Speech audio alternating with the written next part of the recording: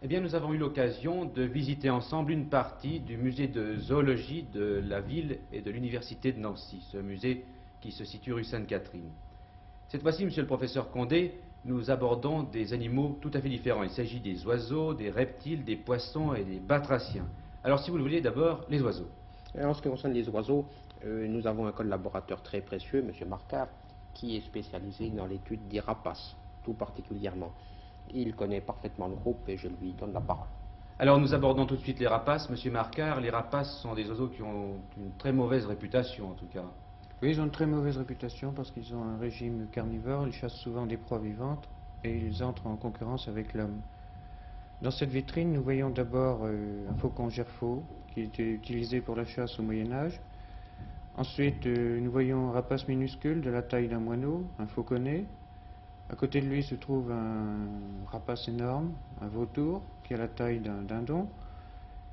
Maintenant, les gallinacés, c'est beaucoup plus courant. Il s'agit des animaux de basse-cour. Les gallinacés sont des oiseaux très courants, des oiseaux de chasse de basse-cour. Certains ont été utilisés pour des jeux, disons, en particulier les coqs de combat. Nous en voici un armé spécialement. Ses ergots naturels ont été coupés et surhaussés d'ergots métalliques afin que les attaques soient plus tranchantes et décisives. Il y a aussi des oiseaux minuscules. Oui, il y a des oiseaux minuscules, les oiseaux mouches, qui présentent cette particularité pour certains d'être gros comme un petit pois et d'avoir des plumages avec des reflets métalliques de toutes couleurs. Chez les oiseaux, des curiosités, des oiseaux tout à fait étranges. Oui, nous pouvons voir des calaos au bec énorme, des manchots, des galapagos par exemple, dont le corps a une certaine forme verticale et qui vivent sous l'équateur. Nous voyons aussi les albatros, dont l'envergure atteint 3,50 m pour certains d'entre eux.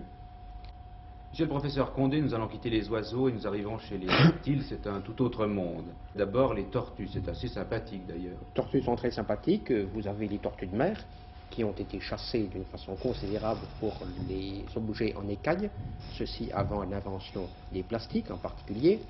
Dans les eaux douces, il y a également des formes étranges telles que les matamata d'Amérique du Sud qui présentent de curieuses expansions cutanées autour de la tête, autour de la gorge. Parlons un peu des lézards. Les lézards sont très variés. Les plus primitifs sont représentés par les varans, dont plusieurs ont des mœurs semi-aquatiques. Vous avez aussi les hélodermes, le seul lézard venimeux vivant dans les déserts du Mexique, de l'Arizona. Les fouette-queues, très communs en Afrique du Nord, dont beaucoup ont été rapportés par des militaires, des familles rapatriées, et que l'on trouve maintenant quelquefois jusque dans les parcs de Nancy. Il s'en est échappé de quantité, on nous en ramène du parc Sainte-Marie, de la Pépinière. En tout cas, on ne trouve pas d'anaconda, qui est réputé le plus grand des serpents, dans le parc Sainte-Marie. Non, nous avons un anaconda au musée de zoologie qui fait, je crois, 6 mètres de long. Les plus grands feraient dans les 8, 9 mètres peut-être. Selon les explorateurs, ils sont beaucoup plus longs, 22, 23, 25 mètres. Ils les étirent à plaisir, n'est-ce pas? Une petite question technique pour satisfaire notre curiosité, si vous le voulez. Comment s'y prend un serpent pour mordre? Bien, mon collaborateur, M. Barrette, vous montre comment une vipère s'y prend, le fonctionnement sur une maquette. Lorsque la mandibule s'abaisse, les crochets sont projetés vers l'avant. Lorsque la mandibule se relève, les crochets s'éclipsent et rentrent dans leur gaine, ce qui évite au serpent de se blesser, bien entendu. En regardant les crocodiles, j'ai l'impression que nous avons sauté une étape, car au fond, c'est assez proche des lézards. On croit généralement qu'ils sont proches des lézards. En réalité, ils sont proches des oiseaux. Ce sont les plus évolués des reptiles actuels. Ils rappellent un petit peu les dinosaures. Ils sont de la même branche, du même phylum, du même rameau que les dinosaures, qui sont tous éteints, bien entendu. Ils ont en particulier une séparation presque complète du sang rouge et du sang bleu, ce qui est un perfectionnement considérable. La séparation est totale à partir des oiseaux. N'oublions pas les batraciens.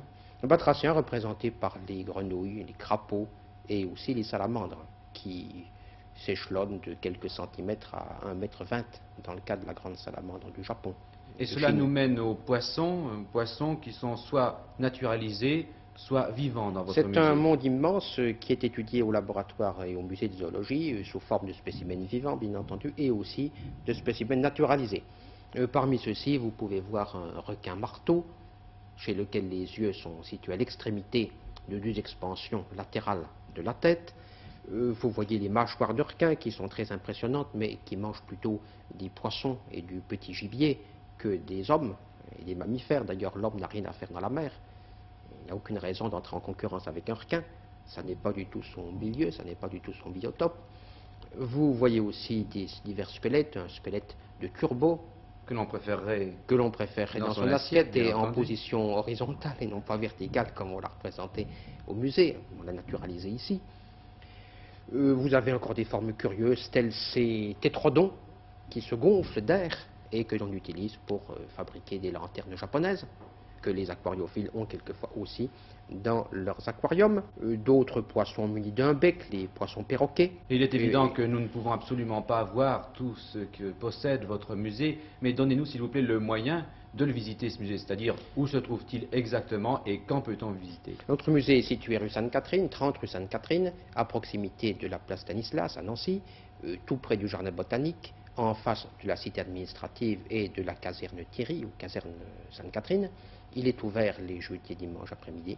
L'entrée est gratuite. Les enfants en bas âge doivent être accompagnés de leurs parents car il est toujours à craindre un accident avec une vitrine ou avec un objet précieux.